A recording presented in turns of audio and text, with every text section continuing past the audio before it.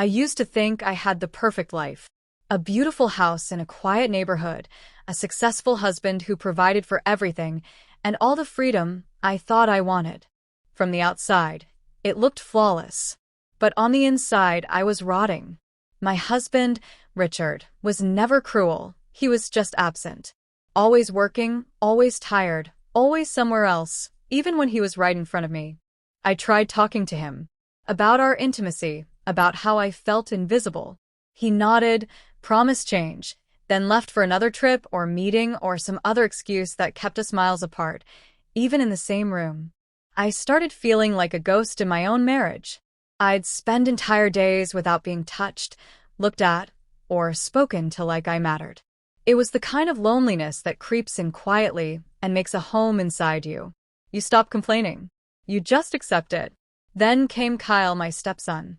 Richard's son from a previous marriage.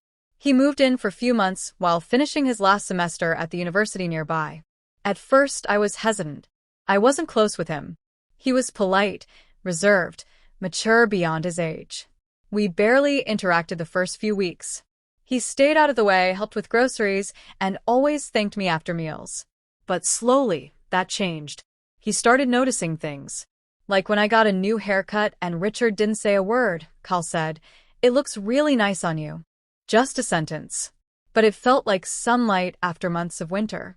One evening, I dropped a glass while cleaning up, and he rushed to help me. His hand touched mine for just a moment too long. I felt something then. I hated myself for it. I dismissed it. I was being silly. But it didn't stop there. He'd linger a little longer in the kitchen while I cooked. Our conversations got deeper.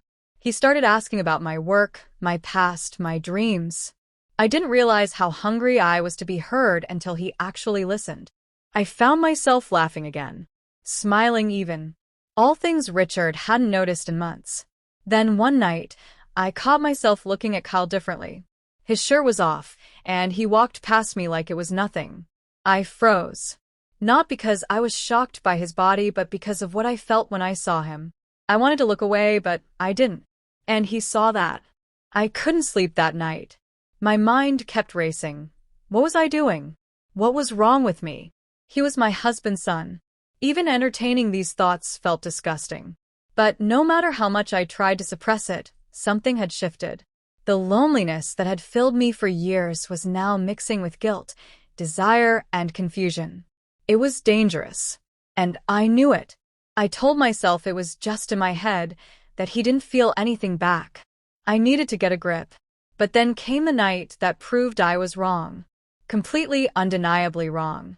Here is section 2 of the story script, written with a minimum of 500 words, staying direct, focused, and emotionally sharp, without repetition or filler. It started with silence.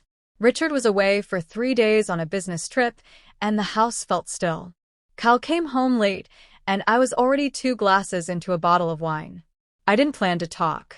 But when he passed by and asked if I was okay, I nodded, then shook my head. Something in me gave out. Words poured out of me. How I felt alone, how tired I was of pretending everything was fine. He didn't interrupt. He listened. I expected a polite response, some generic comfort. Instead, he looked at me in a way that made me feel exposed, seen completely. I looked away, but he didn't. I could feel the weight of his eyes on me. And when he finally spoke, he said, "You deserve more than being invisible." I laughed. Not because it was funny, but because it hurt how true it felt. When I looked at him again, he was closer. The air between us thickened. I told myself to stand up, to walk away, to end the moment. But I didn't move. When he leaned in, I didn't stop him. Our lips touched, just once. Then again, longer. My mind screamed at me to stop. But my body didn't listen. What followed wasn't planned, wasn't rational, and wasn't slow. Everything I had bottled up, frustration, loneliness, rejection, erupted at once. I gave in. To him. To the need. To the fire that had been quietly burning for far too long. It wasn't love. It wasn't even lust. It was escape. And it didn't stop after once. I told myself afterward that it was a mistake. That it wouldn't happen again. I avoided him the next day. barely made eye contact. But by evening, it happened again. This time, I didn't even try to stop it. He touched me differently, more confidently, less hesitantly. I let him. I wanted it. I hated myself, but I craved him. By the third time, we stopped pretending it was an accident. It became a pattern, almost predictable. Richard gone? It happened. Richard home? We avoided each other. At least on the surface. I started noticing changes in myself. I felt more alive than I had in years. I wore clothes I hadn't worn in months. I smiled more. But with every stolen moment came a growing fear. I was walking a razor's edge. And Kyle? He wasn't acting guilty. If anything, he was bolder, more certain. He'd brush against me in the hallway, touch my arm too long, give me looks that lingered. He wasn't hiding how he felt. And I wasn't hiding from it either. It was wrong, in every way that mattered. But it was also addictive. I was caught between guilt and something I couldn't name, a feeling I didn't even know I had the capacity for anymore. But deep down, I knew this couldn't last. Things like this don't stay in the dark forever. And the way we were going, it was only a matter of time before something gave out. I started waking up with dread in my chest. Not from regret, but from the fear that someone would find out. Richard had been home more lately, and that changed everything. The way I walked, talked, moved around the house, I became hyper-aware of myself. Of Kyle. Of how close we stood. Of how often we made eye contact. I began to see danger in every shadow, suspicion in every glance. And Kyle wasn't helping. He had stopped hiding the way he looked at me. I could feel his eyes on me even when Richard was in the room. Once, he brushed against my waist when passing behind me in the kitchen. It was a split second, but it felt like a scream. Richard didn't seem to notice, but I couldn't tell if that was luck or ignorance. I started avoiding mirrors.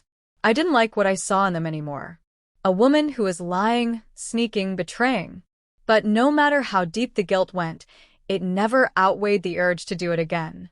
And again. One night, Richard was out late, and Kyle didn't even wait. He came straight to me like it was routine now. That night, it happened 10 times. That's not an exaggeration. I counted. I was sore, drained, and still wanting more. When I looked at myself in the bathroom mirror afterward, I could see marks, my neck, my thighs, my chest. There was no way to hide it. Not with makeup. Not with clothing. Not with lies. The next morning, I caught Richard staring at me. He didn't say anything at first. Just watched me with narrowed eyes. Then, without warning, he said, "You're glowing. What's changed?" I felt my heart stop. I laughed too quickly. Said I'd started a new skin routine.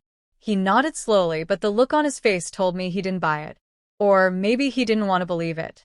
Either way, something had shifted. Every interaction after that felt loaded. Every casual question felt like a trap. I began to notice Richard checking his phone more, looking up from his laptop when Kyle entered the room. Once I caught him standing in the hallway listening. I wasn't sure what he'd heard, but I knew the walls were closing in. And then there was Kyle. His behavior had changed too. He became possessive, even smug. He touched me when he knew I couldn't react. He messaged me more, even when we were in the same house. I told him to stop, but he didn't. When I ignored him, he pushed harder. He wasn't afraid, and that terrified me. I knew the truth would come out. Maybe not tomorrow, maybe not next week, but it was inevitable. Lies have weight. They build up until they collapse. I could feel that collapse coming. Not in the distance, but right in front of me. Close. Heavy. Unstoppable. Here is section 4 of the story script, completing the narrative with a focused and emotionally sharp conclusion, written with a minimum of 500 words, no repetition or filler. It ended without warning. I didn't see it coming, but I should have. One evening, Richard asked me to hand him his phone from the table. I picked it up, but before I could reach him, the screen lit up with a message. From Kyle. I didn't see the full text, just enough. My name, a heart emoji, something about last night. Richard looked at me, then the screen. His face didn't change, but something in him shut down. He stood up, took the phone from my hand, and left the room without a word. An hour passed before he said anything. When he finally spoke, it was only one sentence. How long? I couldn't answer. My mouth opened, but nothing came out. He didn't shout. He didn't cry. He just looked at me like I was a stranger. Like he didn't know who I was. Maybe he never did. Maybe I didn't either. Kyle didn't come home that night. Richard didn't ask where he was. I didn't sleep. I sat in the kitchen until morning, waiting for the sound of keys, a confrontation, something. When Kyle did show up the next afternoon, he walked in like nothing had happened. But Richard was waiting for him. I don't know what they said to each other. I only heard raised voices, then the front door slamming. Kyle never came back after that. Richard didn't ask me to leave. He just stopped speaking to me altogether. Days passed in silence. We lived in the same space, but it felt like different worlds. I cooked. He didn't eat. I tried to talk. He walked away. And then one morning he left. No note, no message, no goodbye. Just gone. A lawyer contacted me 2 days later. After the divorce, I stayed in the house alone. Everything felt hollow. The silence that once felt peaceful now felt suffocating. I kept expecting to hear Kyle's voice, or Richard's keys, or even just the sound of footsteps. But there was nothing. The hardest part wasn't losing them. It was losing who I thought I was. I thought I was lonely, but I was also selfish. I told myself it was about being unseen, unloved, but that was just the excuse I used to justify crossing a line I can never uncross. Months later, Kyle messaged me. Just one line. Do you ever think about it? I didn't reply.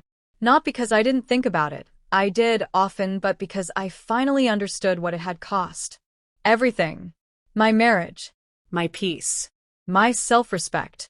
He could move on. He was young. I couldn't. I was left with the wreckage. People think betrayal happens in one moment, one decision. It doesn't. It builds slowly, silently, behind closed doors, in the spaces between words. And by the time you realize what you've done, the damage is permanent. There's no undoing it. There's only the memory, the silence, and the weight you carry for the rest of your life.